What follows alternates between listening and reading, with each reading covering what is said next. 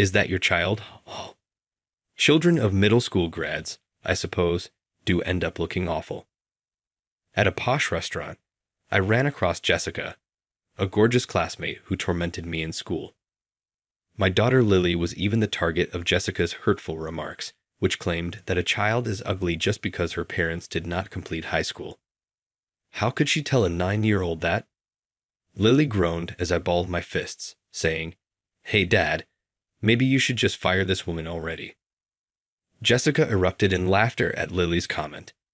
You know, kids of dropouts are pretty dumb, don't they? You little brat, what did you just say? Is it your intention to get me fired? Lowlifes who don't know where they belong are a pain because of this. You understand? You and I live in worlds that are entirely separate from one another and never come into contact. Perhaps I should permanently close that snarky mouth of yours. Jessica's face became white as I was about to intervene and stop her from snapping at Lily when an old man showed in. John is my name. I never experienced the delights of playing outside because I was born prematurely and suffered from illness throughout my youth. There were a lot of kids my age in the housing complex where I lived with my parents, but I wasn't much fun to play with since I would cough while playing tag and feel ill midway through hide and seek. It's not pleasant at all to play with you. Sick children should stay at home and take it easy. Don't come in. After a while, even the initially friendly older children began to avoid me, and the smaller ones did the same. Before I knew it, not a single person spoke to me, not even when we crossed paths in the courtyard. As subcontractors for a big business, my parents operated a tiny metalworking factory. They had a few employees and were constantly on the go, never returning home throughout the day or night because of impending deadlines. My days were spent by myself, reading library-checked books, and taking in the happy sounds of laughter outside my window. A deep, lonely loneliness was always with me. I'm sorry, John. As if by habit, my mother would always apologize to me when she arrived home from work late. My mother's body, exhausted from too much work, was as fragile as mine, and I would frequently touch her thin back while she fought back tears. I'm confident you'll make wonderful friends once you start school. Please wait a little while longer. I clung to that hope as I started primary school. As my mother said, I might be able to make some friends as well. I genuinely thought that at first, but as a thin, weak child, I instantly stood out in all the wrong ways. My lanky frame was clad in ill-fitting garments that were handed down from relatives as soon as I started school. I even had clumsy, mismatched pencils and notebooks that looked more like they belonged in a factory than a classroom. That child is strange, isn't he? Indeed, he appears to be extraterrestrial or something. I was made fun of for being unclean and undernourished as I walked down the hallway. Dust picked up during cleaning would tear my shoes and gym clothing to tears in the trash if I looked away from my belongings. I would carry them home in a plastic bag after discreetly washing them in the sink. I used to cry silently in my bed at night from the humiliation and rage. How is school going? Are you enjoying yourself? My father was a quiet man. He often stayed overnight at the factory during busy times and rarely came home, but whenever we saw each other, he would ask me about school in his quiet way. He used to have a hard time with asthma too, you know. That's why he worries about you so much. Really? He always tells me not to tell you, though. My mother would smile mischievously, her eyes shadowed by dark circles. Seeing how exhausted she was broke my heart. Despite their own fatigue, they always put me first. I never wanted them to know I was being bullied at school, and so, without seeking help from anyone, my lonely 6 years of elementary school came to an end. Then came spring. I thought that maybe once I started middle school, the bullying would at least die down a bit. But that small hope was quickly crushed when the bullying only intensified. Apparently, some of the kids from my elementary school exaggerated stories about me to the new classmates. Before I knew it, they gave me a cruel nickname, a twisted play on the word germ. Could it really be that just because I was poor and didn't look the part, I became such a target? I soon found out the reason. The ringleader of the bullying against me was a shockingly beautiful girl. Her name was Jessica. Her father was the CEO of a major metal materials company, and she always wore the latest fashions, flashing a charming, idol-like smile at everyone. But behind that pretty face was something terrifying, and not even the head teacher could stand up to her. Her parents were the heads of the PTA as well. She was at the top of the social hierarchy at school. From the moment I ended up in the same class as her, my hellish bullying experience began. Hey, during self-study time, I instinctively looked up and met Jessica's eyes from a seat one desk away. Her beautiful face twisted into a sneer as she pinched her nose dramatically, giving me a bad feeling. Hey, doesn't it smell dirty in here, especially around that area? Oh, never mind, it's just Germ Boy after all. Her shrill voice echoed in the room, and her friends laughed along. The noisy classroom suddenly went silent, and all eyes were on me. Didn't you hear me? I'm talking to you, loser. The room stinks like germs because of you. Hey, why don't you do everyone a favor and stop breathing? I'm sorry. I looked down, avoiding the stabbing gazes and mocking laughter. The classroom felt like a bed of nails to me. It became a daily routine to apologize endlessly for any harsh words or baseless accusations thrown at me just to make them stop. I became so afraid of people's stares that I walked with my head down and my shoulders hunched. But I kept going to school because of my parents. Both of them worked tirelessly day and night. Whenever a defective product was found, or when deadlines were suddenly moved up, they would be rudely awakened, even during their brief sleep, to deal with complaints. It pained me to see my hard-working parents apologizing to unreasonable demands. I didn't want to become like that. I felt that if I, their son, lost my pride, it would snuff out the smiles of the family I loved so much. If I let my spirit become as poor as we were materially, I would be left with nothing at all.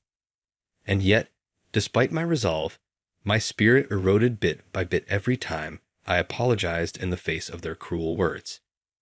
It wore me down even more. I gradually lost the ability to sleep, and my stomach would ache every morning before school. Then, when my autonomic nervous system became unbalanced, I fell seriously ill, leading to a long hospital stay. I stopped going to school altogether. I used my health as an excuse to escape the bullying, avoiding even the guilt that came with it. After I became truant, I gave up on going to high school and started helping out with my parents' work. The factory needed all the manpower it could get. At first, I handled administrative tasks, but before I knew it, I was hauling heavy loads like the other workers, running around the factory grounds until late at night. I wanted to work hard and ease the burden on my family, but reality was harsh on someone like me, with no education and little understanding of the world. The longtime employees who knew me well were warm and treated me like family. But even when I worked at the point of exhaustion, my monthly pay was barely enough. I stopped going to the doctor because the medical bills were too much. I was overwhelmed with anxiety about the future. I had no education, no money to start anything new, and even if I started studying now, what would be the point? Whenever I felt weak, the sneering faces of the neighborhood kids, Jessica, and my classmates would flash through my mind. Days passed in a blur as I pushed my body to its limits, dragging around the weight of my anxieties like chains. It happened while I was anxiously checking the deadline for the next product. Suddenly, a sharp tearing pain shot through my chest. My strength drained from my body, and I collapsed onto the floor. My chest felt tight, and I struggled to breathe, gasping for air, unable to take a breath. My mother, holding my convulsing body, screamed, "Somebody call an ambulance." Quick. The lack of sleep and the grueling work that stretched late into the night had taken its toll. I was diagnosed with a pneumothorax due to overwork and had to undergo emergency surgery and a hospital stay. The doctors told me I'd need to be hospitalized for a week. "You need to take better care of your body," my longtime doctor said with a hint of anger in his voice when I saw him for the first time in a while. As I looked at the strands of gray hair at his hairline, I realized how much time had passed since my last hospitalization. His stern lectures hadn't changed, but now I could feel the kindness behind his words that I once only found intimidating. After my morning checkup, I went to the hospital courtyard. There was a small bench next to a flower bed. This had always been my favorite spot at the hospital, where I had spent much of my childhood as a frequent patient. Though it was already past noon, the courtyard was nearly empty, with only a single book left on the bench. Is this someone's forgotten book? I thought as I opened it to check for a name. I recognized the title. It was a children's book I had read before. Do you want to borrow that? It's a kid's book, but it's pretty good, I heard a clear, confident voice say. I turned around to see a young woman in a hospital gown and a medical cap. That was the moment I met my future wife, Emily, who was 2 years older than me. She was frail like I was and had been friends with books since childhood. Whenever we met, she always had a different book in her hands. She said she was the type who never bought books because once she read them, she remembered most of the content. Her biggest complaint was that the hospital library had run out of books she hadn't read. Watching her lively expressions change in front of me, it was hard to believe she was seriously ill. If not for the hospital gown, she was incredibly knowledgeable, quick-witted, and never flaunted her intelligence, which I found admirable. According to the nurses, her bright personality made her a beacon of life for the children and elderly patients during her long hospital stays. So, you're working at your parents' factory now, huh, John? Yeah, I couldn't go to school, and I've been so busy with work at the factory that I haven't had time to study at all. What's that supposed to mean? Are you saying I'm lucky to have free time? No, that's not what I meant. As I panicked, she flashed a refreshing smile. I'm just teasing you. I'm sorry, but I kind of get it. You have this look on your face like you want to change, but don't know how. She had read my troubled thoughts so easily that it made me break out in a cold sweat. You're very perceptive. Spending so much time here, I started to pick up on these things. Everyone here is struggling with something. A cool breeze swept through the courtyard. Emily gazed at the flowers swaying in the flower bed with a serious expression. My job is to stay alive. Your job is to stay alive. Yes, to breathe as long as possible and make the most of each day, and to not worry my family. Emily, you know you have something too. Something you were born to do. Do you really think so? Of course. Birds have the sky to fly in, and fish have the sea to swim in, right? Ah, you're right. You have your own path too, even if you can't see it yet. Then came the day of her discharge.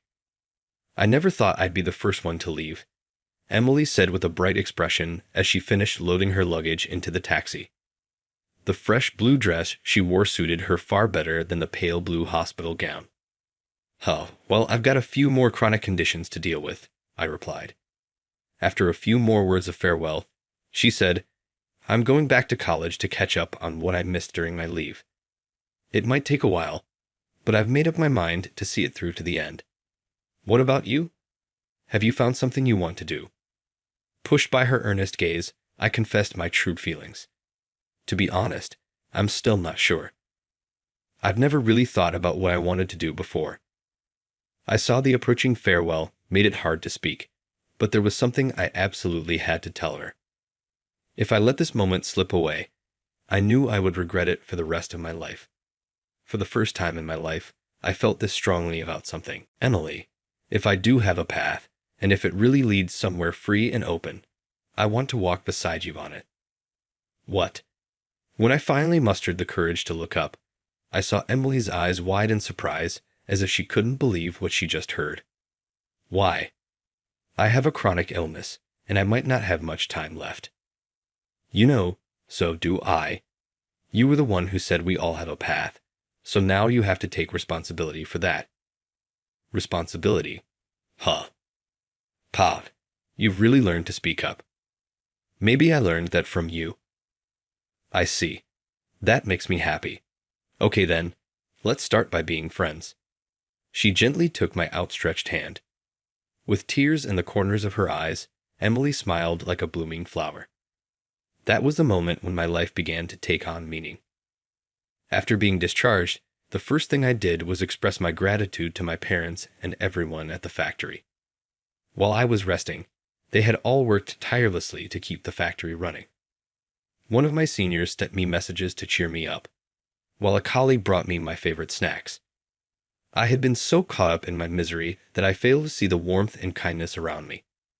I was determined to express my gratitude for all their support. I also shared the dream I had formed during my hospital stay.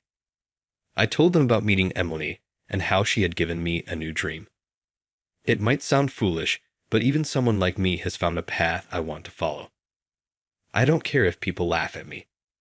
I was ready for them to laugh at me, but as I spoke, not a single person did.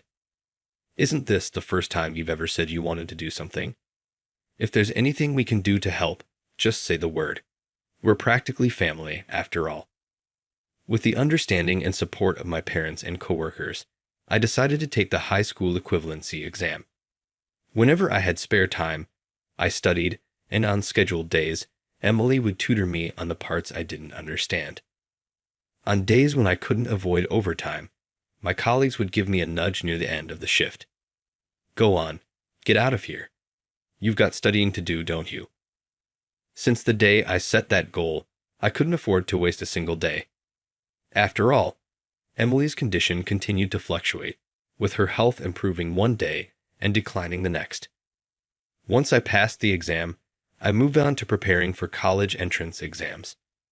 Honestly, this was the hardest part of my studies. With advice from those around me, I desperately searched for an affordable and well-rounded university. During that time, I encountered countless unfamiliar words, formulas, and diagrams. Information that overwhelmed me to the point of nausea. Yet I pushed myself to cram every bit of knowledge, from the basics to the advanced, into my brain. The result of all my sleepless nights and relentless studying was success. I passed. I could hardly believe it. I thought for sure I would have to repeat the process since I had barely attended school. Forgetting to even turn off my computer, I rushed to the factory where my parents were.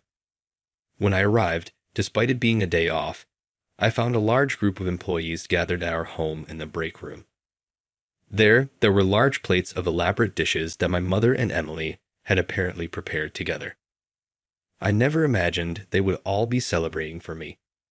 Everyone, you did all this for me. Thank you so much.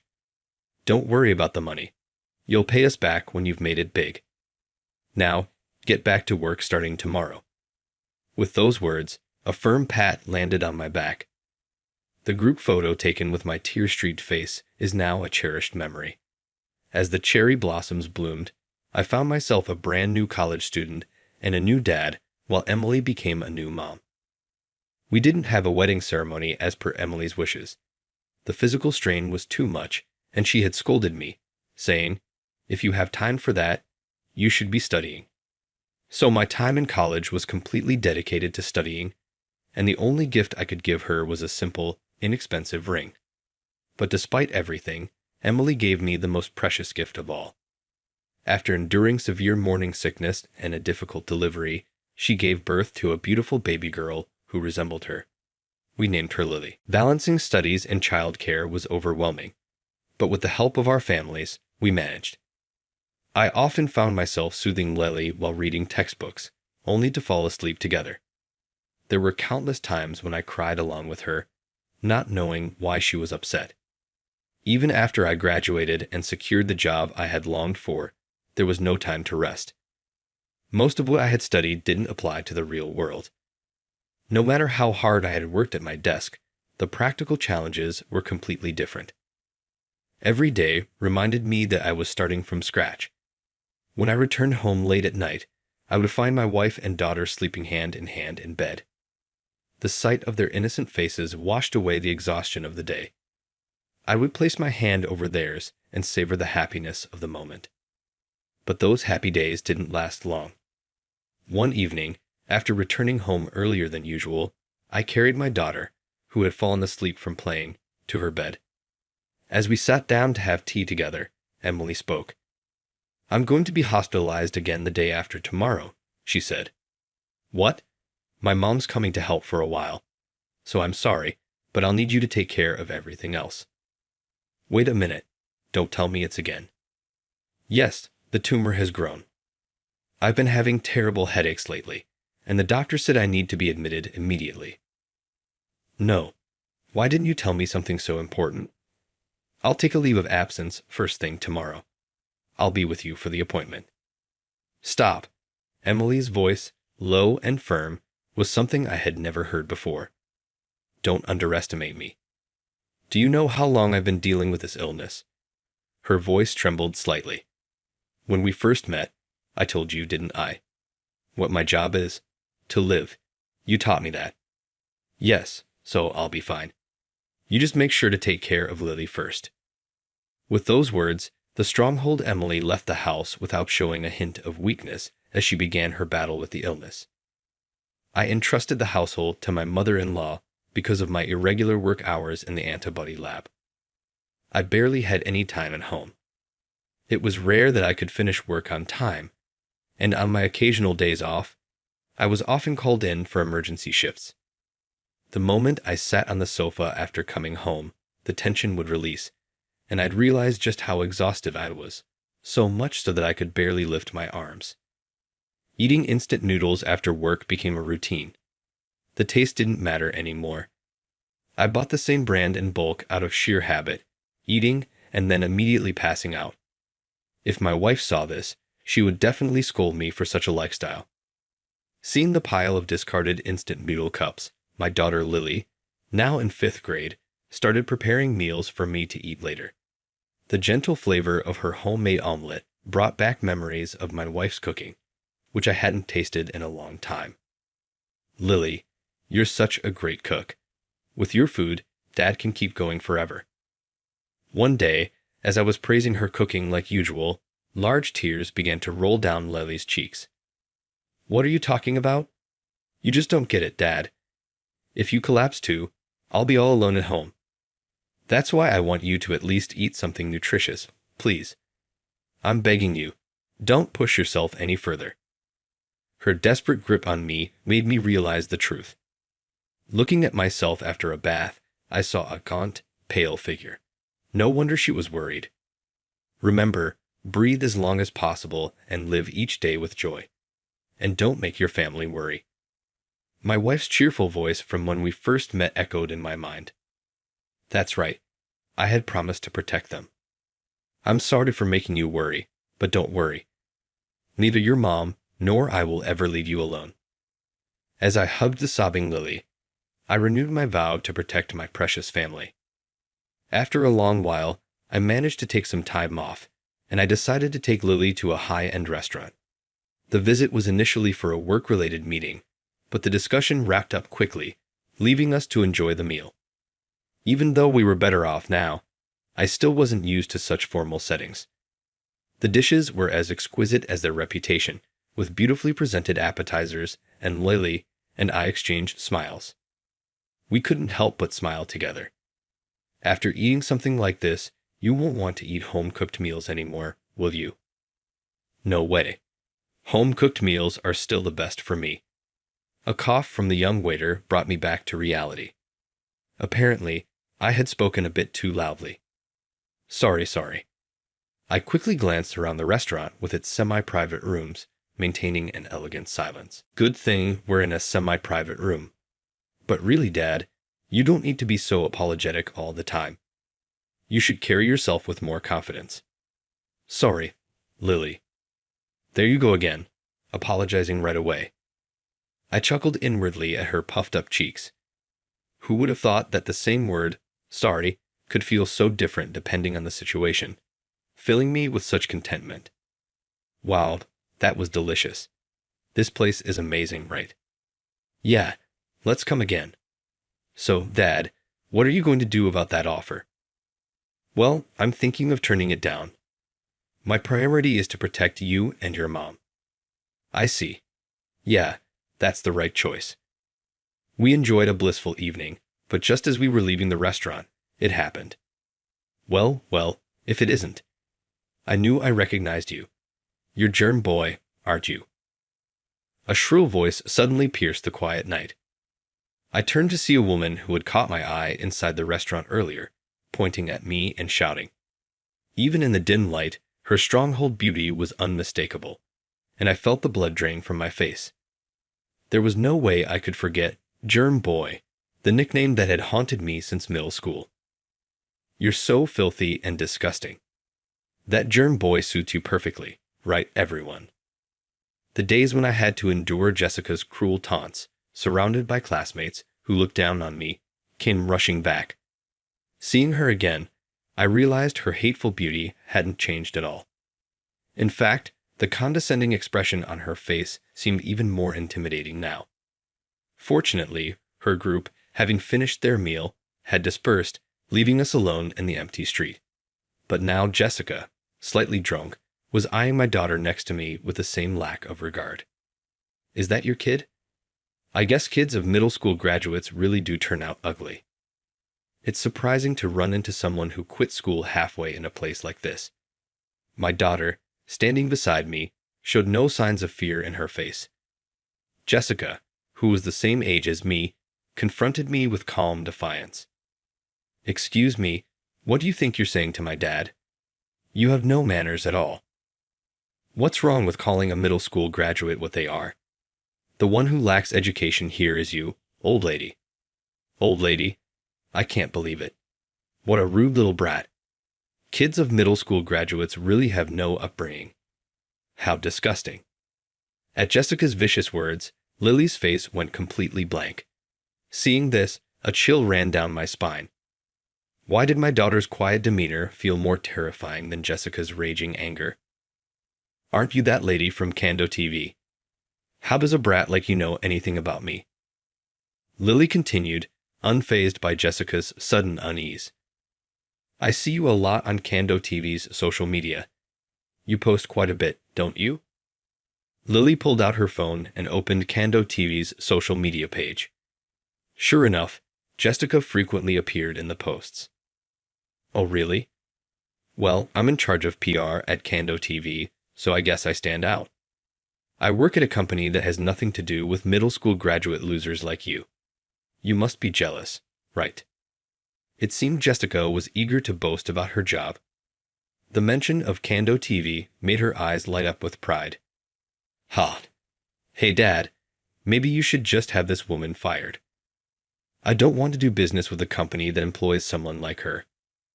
Lily's exasperated comment made Jessica burst out laughing. Ha! Kids of middle school graduates really are stupid. You think you can get me fired? This is why liars who don't know their place are so annoying. Listen, you and I live in completely different worlds. Worlds that never intersect. Got it? What? No, I don't get it. You're dumb and mean.